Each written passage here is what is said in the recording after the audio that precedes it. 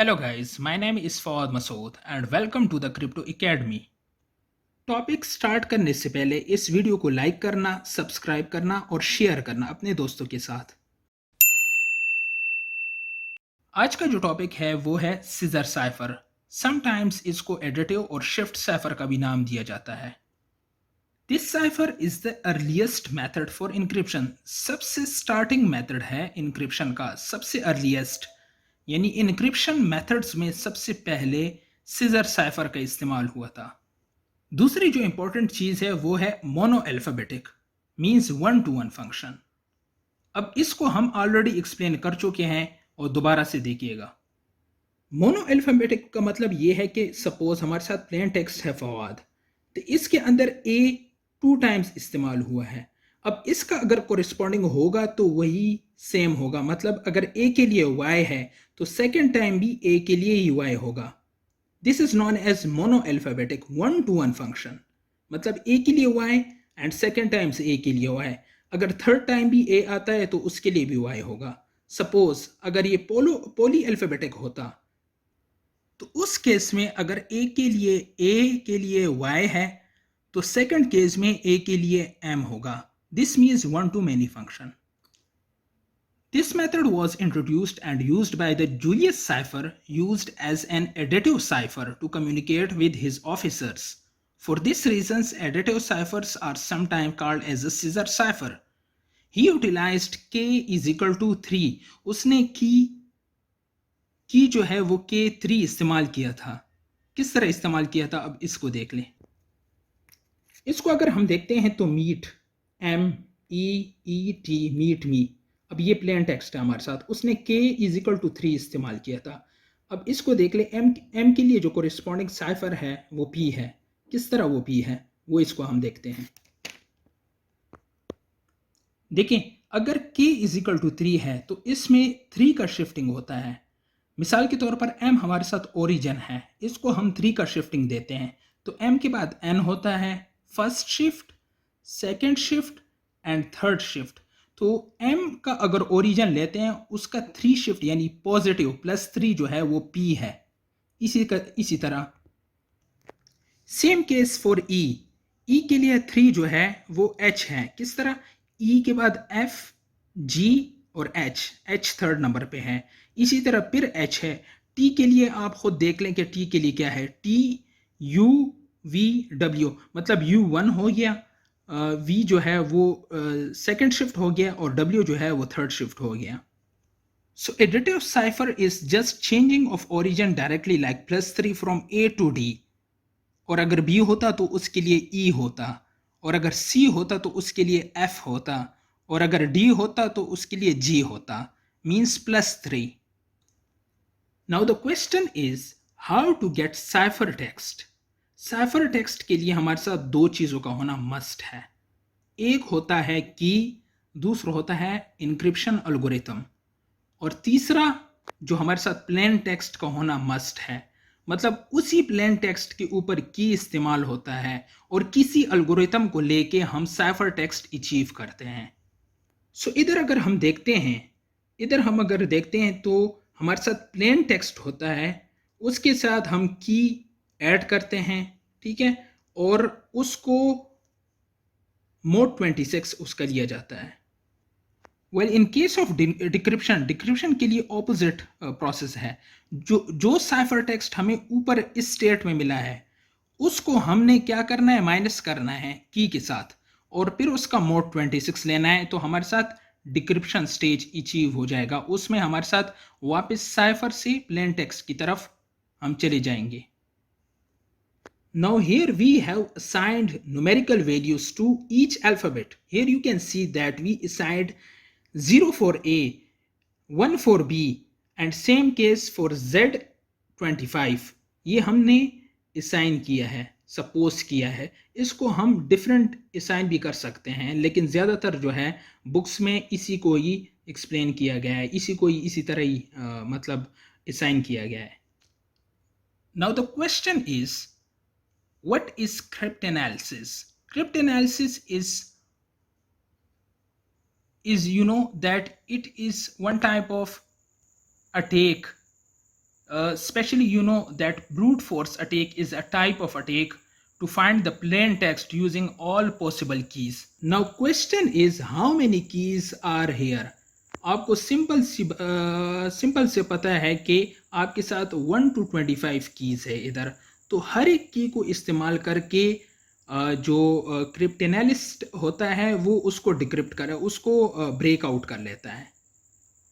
You can see here, यहाँ पे अगर हम सारे अल्फ़ाबेट्स लेते हैं और उसके कोरिस्पॉन्डिंग हम न्यूमेरिकल वैल्यू असाइन करते हैं, तो इसका मतलब ये है कि हमारे साथ टोटल 25 कीज़ हैं. Let me give you an example of message. हमारे साथ एक मैसेज है जो कि एक प्लेन टेक्स्ट है. अब प्लेन टेक्स्ट में हमारे साथ के जो है की, वो की जो है वो हमारे साथ 4 है. तो इसका मतलब ये है कि हम प्लेन टेक्स्ट के अंदर जितने भी अल्फ़ाबेट्स हैं, 1 2 3 4 5 अल्फ़ाबेट्स हैं, उसके ऊपर हमने की अप्लाई करना है और साइफर टेक्स्ट अचीव करना है. So for encryption you know, और हमने डिस्कस कर लिया कि इनक्रिप्शन के लिए ये फार्मूला इस्तेमाल होता है, C = P + K mod 25. P हमारे साथ प्लेन टेक्स्ट है और K = की है, K = की है. अब प्लेन टेक्स्ट हमारे साथ हेलो के लिए, H के लिए, ये देखें पहले हमने H लेना है, हमने H लिया है, और की जो हमारे साथ हमें दिया गया है, या सपोज़ अगर हमें दिया गया है तो फिर ठीक है, अगर नहीं दिया गया है तो हम सपोज़ कर सकते हैं. यहाँ हमने सपोज़ किया है K = 4. तो हमने जो हेलो है, हेलो का जो अल्फ़ाबेट H है उसको लिया और उसके साथ की ऐड किया और उसके बाद मोडुलो 26 लिया. अब बात ये आती है कि H की जगह हमने 7 लिया. ये कैसे लिया, इसको हम दिखाते हैं आपको. हम ऑलरेडी यहाँ असाइन कर चुके थे कि H के लिए 7 होगा, A0 B1 C2, सो H = 7. इसको हम ऑलरेडी जो है न्यूमेरिकली हमने असाइन किया था हर एक अल्फ़ाबेट के लिए, तो वही न्यूमेरिकल वैल्यू हमने जो है उसको रिप्लेस करके न्यूमेरिकल वैल्यू डाली है. सो H = 7 और की वही है mod 26, 11 mod 26. अब मोड जो है 11 जो है वो मोड 26 के अंदर ही आता है, तो हमने 11 को 11 ही रखना है. अब 11 को वापस अल्फ़ाबेटिक में हमने चेंज करना है, वो हम आपको दिखा देते हैं. देखिए हमने वापस जो है जब 11 आ गया और मोड 26 लिया, तो उसको हमने वापस अल्फ़ाबेट में चेंज करके L जो है, जो इसका एक्चुअल अल्फ़ाबेट था, वो हमने उसके ऊपर लिख दिया. Now same case for the E. Hello के बाद HE है, उसका हमने साइफर टेक्स्ट जो है वो अचीव करना है. सिंपल सा फार्मूला है P + K mod 25 26. और E इस दफ़ा हमारे साथ प्लेन टेक्स्ट में जो अल्फ़ाबेट है वो E है, और K तो हमें ऑलरेडी पता है कि वो 4 है. ठीक है, तो E जो है वो हम आपको दिखा देते हैं वो क्या है. आप देख सकते हैं कि E जो है उसे हमने न्यूमेरिकली जो है वो 4 असाइन किया है. उसी 4 + 4 को जो है यहाँ ई की जगह हमने 4 डाल दिया और की जो है वो 4 है. 4 + 4 8 मोडुलो 26 जो है वो आपके साथ 8 ही आता है, जो कि चूँकि जब वैल्यू जो है मोडुलो 26 से कम हो तो हमने जो है वही लिखना है. अच्छा, same case for the L and O. अब L के लिए हमने क्या किया, हेलो L. अब इधर प्लेन टेक्स्ट में हमने L डाला है और L का हम दिखा देते हैं क्या हुआ है. L आप देख सकते हैं कि L हमारे साथ क्या है, 11 है. 11 को यहाँ पुट करके की के साथ ऐड किया और मोडुलो 26 लिया. अब ये देखते हैं 11 + 4 छोटा है 26 से, तो 15 आता है, तो हमने 15 डायरेक्ट लिख दिया. अब 15 का देखते हैं कि 15 किसके बराबर है. 15 हमारे साथ P के बराबर है. अब इसको वापस अल्फ़ाबेट में हमने रिप्लेस करना है. हमने यहाँ जो है 15 को वापस अल्फ़ाबेट में रिप्लेस किया. Same case for the O. O जो है 18 आता है और 26, तो यहीं पे फिर से जो है हमने 18 और 18 का जो कोरिस्पॉन्डिंग है वो S है अल्फ़ाबेट. तो हमारे साथ साइफर टेक्स्ट आ गया LIPPS. This is the cipher text utilizing K = 4 using Caesar cipher. ठीक है, सीजर साइफर को इस्तेमाल करके हमने की जो है वो 4 लिया और हमारे साथ प्लेन टेक्स्ट हेलो था जिसका साइफर टेक्स्ट LIPPS है. नाउ अब हम आते हैं डिक्रिप्शन स्टेज की तरफ. हम ऑलरेडी डिस्कस कर चुके थे कि डिक्रिप्शन के लिए हमें क्या चीज़ की ज़रूरत है। डिक्रिप्शन के लिए हमें वही की, चूंकि ये सिमेट्रिक की साइफर है, ये सिमेट्रिक है, सिमेट्रिक मीन्स के सेम की, वही की को इस्तेमाल करके हमने वापस प्लेन टेक्स्ट अचीव करना है। अब यहाँ पे जो साइफर टेक्स्ट है वो हमारे साथ लिप्स है, जो कि हम ऑलरेडी अचीव कर चुके हैं प्लेन टेक्स्ट से साइफर टेक्स्ट यानी इनक्रिप्शन के स्टेज में। ये आपके साथ साइफर टेक्स्ट है लिप्स। इसको लेके हमने वापस इसको डिसाइफर करना है, यानी हमने वापस प्लेन टेक्स्ट की तरफ आना है और उसी की को इस्तेमाल करना है। अच्छा, हमारे साथ जो फॉर्मूला है वापस प्लेन टेक्स्ट की तरफ आने के लिए वो है P is equal to C minus K modulo 26। की हमारे साथ ऑलरेडी जो कि सिमेट्रिक की साइफर है तो K वही 4 होगा, ठीक है। और इस साइफर में से LIPPS इसको एक एक अब लेना है, ठीक है। अब इधर देखें C माइनस के, इधर हमारे साथ साइफर जो है पहले L है, तो L को हमने L माइनस के करना है। अब L किसके बराबर है वो अभी आपको मैं दिखा देता हूं। ये आप देख सकते हैं L हमारे साथ 11 के बराबर है। इस 11 की जगह हमने, इस L की जगह हमने 11 पुट कर दिया और की हमारे साथ वही 4 है, ठीक है। और हमने मोड 26 लिया। अब 11 माइनस 4 7 आता है मोडुलो 26। चूंकि 7 26 से छोटा है तो उसको जो है हमने 7 ही लिख देना है। अब 7 किसके बराबर है वो अभी मैं आपको दिखा देता हूं। 7 हमारे साथ H के बराबर है, 7H के बराबर हो गया। Same case for the lips है तो LIPPS है, तो अभी I की बारी आ चुकी है।